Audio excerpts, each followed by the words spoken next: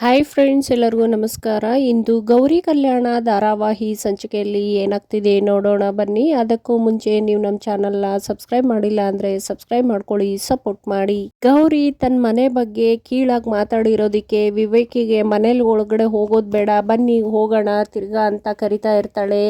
ಆಹಾ, ಎಷ್ಟೊಂದು ಭಯಂಕರ ನಟನೆ ಮಾಡ್ತಾ ಇದೆಯಾ, ಮೋನಿಕಾ ಇದ್ದಾಳೆ ಅಂತ ಗೊತ್ತಾಗಬಾರ್ದು ಅಂತ ರಿಟರ್ನ್ ಹೋಗೋಣ ಅಂತಿದ್ಯಾ, ಇರು ನಾನು ಮಾಡ್ತೀನಿ ಅಂತ ಬೇಕು ಅಂತಾನೆ ಜೋರಾಗಿ ಅಯ್ಯೋ ದೇವ್ರೇ, ಇಲ್ಲಿ ನಮ್ಮನ್ನು ವೆಲ್ಕಮ್ ಮಾಡೋರು ಯಾರೂ ಇಲ್ವಾ ಅಂತ ಕಿರ್ಚ್ಕೊತಾ ಇರ್ತಾನೆ. ಅದ್ದದ ಧ್ವನಿ ಕೇಳಿಬಿಟ್ಟು ಚಿನ್ನು ಹೊರಗಡೆ ಬಂದು ಅಮ್ಮ ಅಕ್ಕ ಬಂದಿದ್ದಾಳೆ ಅಂತ ಹೇಳಿದ ತಕ್ಷಣ ಖುಷಿನಲ್ಲಿ ಕಾಂತ ಕೂಡ ಬಂದು ನೋಡಿ ಇದು ಕನಸೋ ನನಸೋ ಅಂತ ತೇಲಾಡ್ತಿರ್ತಾಳೆ. ಆಗ ಚಿನ್ನು ಮತ್ತೆ ಅವರಮ್ಮ ಎಲ್ಲ ಬಂದು ಅವರನ್ನು ವೆಲ್ಕಮ್ ಮಾಡ್ತಾ ಇರ್ತಾರೆ. ಆ ಖುಷಿಗೆ ಕಾಂತ್ ಲಕ್ಷ್ಮಿ ಆಜು ಬಾಜು ಇದ್ದವ್ರಿಗೆಲ್ಲ ಕರಿತಾ ಇರ್ತಾರೆ, ನನ್ನ ಅಳಿಯ ಮತ್ತು ಮಗಳು ಬಂದಿದ್ದಾರೆ ಬನ್ನಿ ಅಂತ ಎಲ್ಲರನ್ನೂ ಕರೆದು ಗುಡ್ಡೆ ಹಾಕಿಸ್ತಾಳೆ.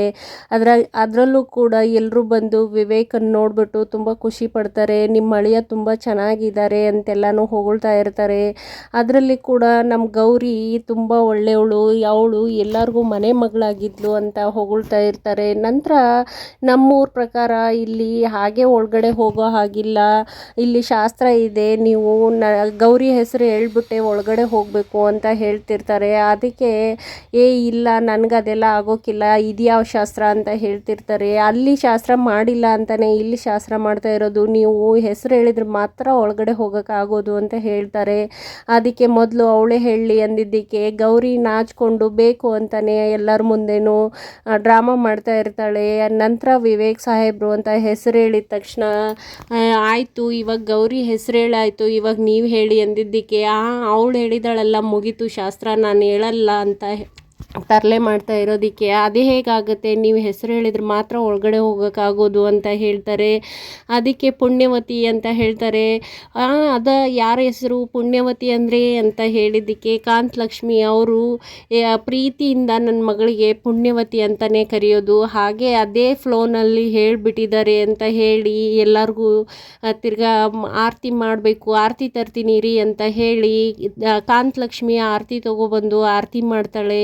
ನಂತರ ಎಲ್ಲರೂ ಒಳಗಡೆ ಈಗಾದರೂ ಮುಗಿತಾ ನಿಮ್ಮದೆಲ್ಲ ಒಳಗಡೆ ಹೋಗ್ಬೋದಾ ಅಂದ ತಕ್ಷಣ ಆಯಿತು ಬನ್ನಿ ಅಳೆಯಂದರೆ ಹೋಗೋಣ, ಒಳಗಡೆ ಹೋಗೋಣ ಬನ್ನಿ ಅಂತ ಹೇಳ್ತಾ ಇರ್ತಾರೆ. ನಂತರ ಆಜು ಬಾಜು ಜನಗಳಿಗೆಲ್ಲ ಚಿನ್ನು ಮರಿ ಇವಾಗೆಲ್ಲ ಮುಗೀತಲ್ವಾ ನಡೀರಿ ನಿಮ್ಮ ಮನೆಗೆ ಅಂತ ಹೇಳ್ತಾರೆ. ಅದಕ್ಕೆ ಬೈಕೊಂಡು ಅಮ್ಮ ನೋಡಿದರೆ ಕರೀತಾರೆ, ಮಗಳು ನೋಡಿದರೆ ಕಳಿಸ್ತಾಳೆ.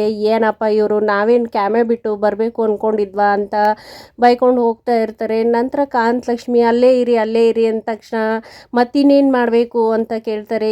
ಹಾಗಲ್ಲ ಅಳಿ ಅಂದರೆ ಬಲಗಾಲಿಟ್ಟು ಒಳಗಡೆ ಬನ್ನಿ ಅಂದಾಗ ಎರಡೂ ಕಾಲು ನಂದೇ ತಾನೇ, ಎಡಗಾಲನ್ನು ಯಾಕೆ ಕೀಳಕ್ಕೆ ಕಾಣ್ತೀರಾ ಅಂತ ಹೇಳಿ ನಂತರ ಹಾಗಲ್ಲ ಅಳಿ ಅಂದರೆ ಎಡಗಾಲು ಅಂದರೆ ಅಶುಭ ಅಂತಾರೆ, ಅದಕ್ಕೆ ಬಲಗಾಲಿಟ್ಟು ಬನ್ನಿ ಅಂತ ಬಲಗಾಲಿಟ್ಟು ಅಳಿಯ ಮತ್ತು ಮಗಳನ್ನ ಮನೆ ಒಳಗಡೆ ಕರ್ಕೋತಾರೆ. ಈ ಖುಷಿನಲ್ಲಿ ಗೌರಿ ತುಂಬ ಎಲ್ಲರನ್ನೂ ನೋಡಿ ಎಮೋಷ್ನಲ್ ಆಗ್ತಾಳೆ. ನಂತರ ಅತ್ತೆನ ಹೋಗಿ ಮಾತಾಡಿಸಿ, ಅತ್ತೆ ನಾನಿಲ್ಲ ಅಂತ ಮಾತ್ರೆ ಗೀತ್ರೆ ತೊಗೊಳೋದು ಬಿಟ್ಟಿಲ್ಲ ತಾನೇ, ಹುಷಾರಾಗಿದ್ದೀರಾ, ಆರೋಗ್ಯ ಹೇಗಿದೆ ಎಲ್ಲ ವಿಚಾರಿಸ್ತಾ ಇರ್ತಾಳೆ. ನಾನು ತುಂಬ ಚೆನ್ನಾಗೇ ಇದ್ದೀನಿ, ಇವಾಗ ನೀನು ಬಂದಿಯಲ್ಲ ನನಗೆಲ್ಲ ನೀನೇ ಔಷಧಿ ಅಂತ ಖುಷಿ ಪಡ್ತಿರ್ತಾರೆ. ನಂತರ ಅವರಪ್ಪನೂ ಕೂಡ ಬರ್ತಾರೆ, ಅಪ್ಪನ ಅಪ್ಕೊಂಡು ತುಂಬ ಎಮೋಷ್ನಲ್ ಆಗಿ ಅಳ್ತಾ ಇರ್ತಾಳೆ. ಯಾಕೆ ಗೌರಿ ಯಾಕೆ ಅಳ್ತಾ ಇದೆಯಾ ಅಂದಿದ್ದಕ್ಕೆ ಏನಿಲ್ಲಪ್ಪ, ನಾನು ಇಷ್ಟು ದಿವಸ ಫೋನ್ ಮಾಡಿಲ್ಲ ಅಂತ ನಿನಗೆ ಬೇಜಾರಾಯ್ತಾ, ನನ್ನ ಮೇಲೆ ಕೋಪನಾ ಅಂತ ಹೇಳಿದ್ದಕ್ಕೆ ಇಲ್ಲಮ್ಮ, ನಾನು ಯಾಕೆ ಕೋಪ ಮಾಡ್ಕೊಳ್ಳಿ, ಅಲ್ಲೇನೇ ಸಮಸ್ಯೆ ಇದ್ದರೂ ನೀ ಬಗೆಹರಿಸಿ ನಂತರನಾದರೂ ನನ್ನನ್ನು ನೆನೆಸ್ಕೊಂಡು ಬಂದೇ ಬರ್ತೀಯ ಅಂತ ಗೊತ್ತಿತ್ತು, ಆ ನಂಬಿಕೆನಲ್ಲೇ ನಾನು ಕಾಯ್ತಾ ಇದ್ದೆ ಅಂತ ಹೇಳ್ತಾರೆ.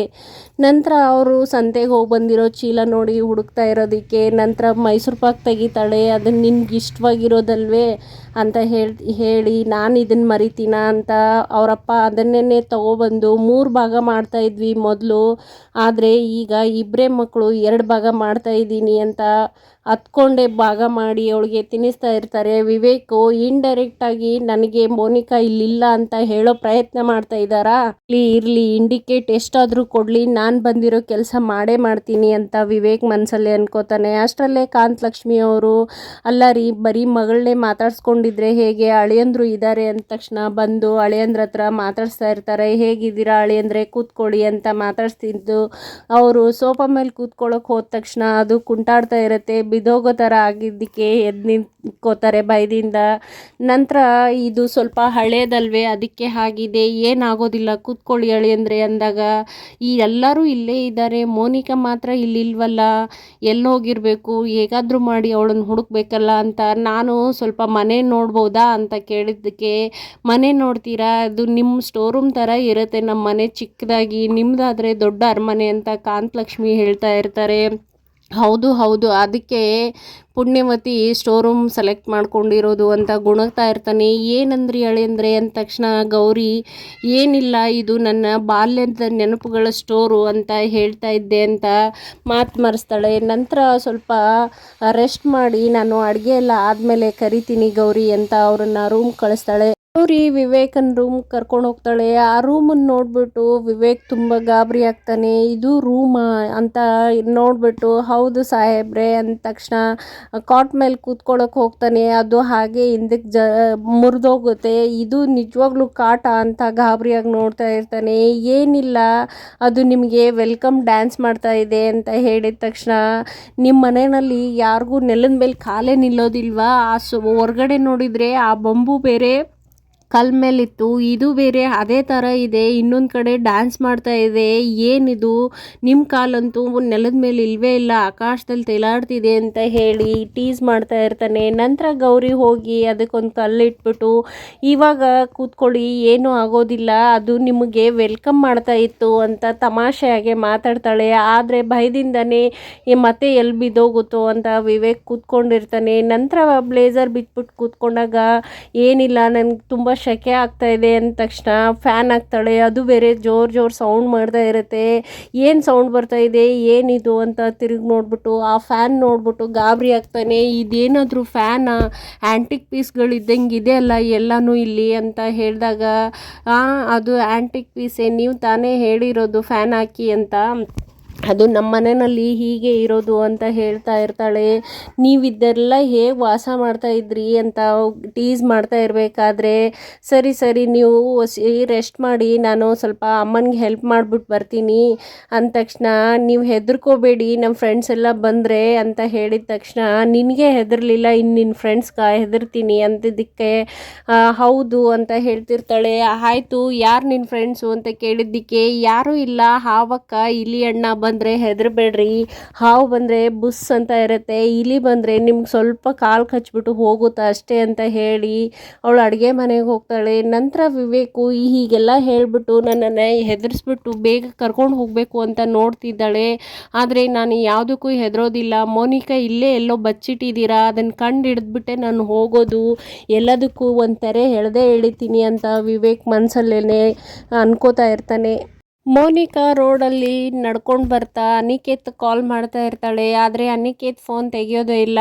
ಇವನು ಬೇರೆ ಫೋನ್ ತೆಗಿತಾ ಇಲ್ಲ. ನಾನು ಎಲ್ಲಿಗೆ ಹೋಗೋದು, ಏನು ಮಾಡೋದು ಅಂತ ಒದ್ದಾಡ್ಕೊಂಡು ಚಿಂತೆ ಮಾಡ್ತಾ ಬರ್ತಾ ಇರ್ತಾಳೆ. ಆಗ್ಲೇ ಪೂಜಾರಿಗಳು ಹೇಳಿರೋ ಮಾತನ್ನು ನೆನೆಸ್ಕೋತಾಳೆ. ಆ ದೇವ್ರ ಕೈ ಬಿಟ್ಟರು ತಂದೆ ತಾಯಿ ಕೈ ಬಿಡೋದಿಲ್ಲ ಅಂತ ಹೇಳಿರೋದನ್ನ ನೆನಪು ಮಾಡಿಕೊಂಡು, ಅಮ್ಮನಿಗೆ ನನ್ನ ಕಂಡ್ರೆ ತುಂಬ ಪ್ರೀತಿ, ಅಮ್ಮ ಹೇಗಿದ್ರು ನನ್ನನ್ನು ಕರ್ಕೋತಾಳೆ, ನನ್ನ ಮನೆಗೆ ಹೋಗಬೇಕು ಅಂತ ಮನೆಗೆ ಹೋಗ್ತಾಳೆ. ಸರಿತಾ ತನ್ನ ಬ್ಯಾಗೆಲ್ಲ ರೆಡಿ ಮಾಡಿಕೊಂಡು ಕೆಳಗಡೆ ಬಂದು ಅವ್ರ ಅತ್ತೆ ಮಾವನಿಗೆ ಆಶೀರ್ವಾದ ಮಾಡಿ ಅತ್ತೆ ಅಂತ ಹೇಳ್ತಿರ್ತಾಳೆ. ಅಷ್ಟರಲ್ಲಿ, ಯಾಕೆಮ್ಮ ಎಲ್ಲಿಗೆ ಹೋಗ್ತಾ ಇದೆಯಾ, ಏನಾಯಿತು ಅಂದಿದ್ದಕ್ಕೆ, ನನ್ನ ತವ್ರ ಮನೆಗೆ ಹೋಗ್ತಾ ಇದ್ದೀನಿ ಮಾವ ಅಂತ ಹೇಳ್ತಾಳೆ. ಯಾಕೆ ಇದ್ದಕ್ಕಿದ್ದಂಗೆ ಈ ನಿರ್ಧಾರ ಅಂತ ಗಂಡ ಕೇಳಿದ ತಕ್ಷಣ, ಏನು ಅಂತ ಹೇಳಬೇಕ್ರಿ, ಇನ್ನೂ ನನ್ನ ಆತ್ಮಗೌರವಕ್ಕೆ ಧಕ್ಕೆ ಬಂದಿದೆ ಅಂತ ಹೇಳಬೇಕಾ, ಇನ್ನೂ ಏನೇನು ನಡಿಬೇಕು ಈ ಮನೆಯಲ್ಲಿ ಅಂತ ಕೇಳ್ತಾ ಇರ್ತಾಳೆ. ಅದಕ್ಕೆ ಅವ್ರ ಗಂಡ, ಇವಾಗ ಏನಾಗಿದೆ ಅಂತ ಸುಟ್ಕೇಸ್ ಇಟ್ಕೊಂಡು ಇಷ್ಟೆಲ್ಲ ಮಾಡ್ತಾ ಇದೀಯಾ ಅಂತ ಅವಳಿಗೆ ಹೇಳ್ತಾ ಇರ್ತಾನೆ. ಅಲ್ಲಿಗೆ ಈ ಸಂಚಿಕೆ ಮುಗಿಯುತ್ತೆ. ಈ ಸಂಚಿಕೆ ಇಷ್ಟ ಆದರೆ ಲೈಕ್ ಮಾಡಿ, ಶೇರ್ ಮಾಡಿ, ಸಬ್ಸ್ಕ್ರೈಬ್ ಮಾಡೋದು ಮರಿಬೇಡಿ. ಧನ್ಯವಾದಗಳು.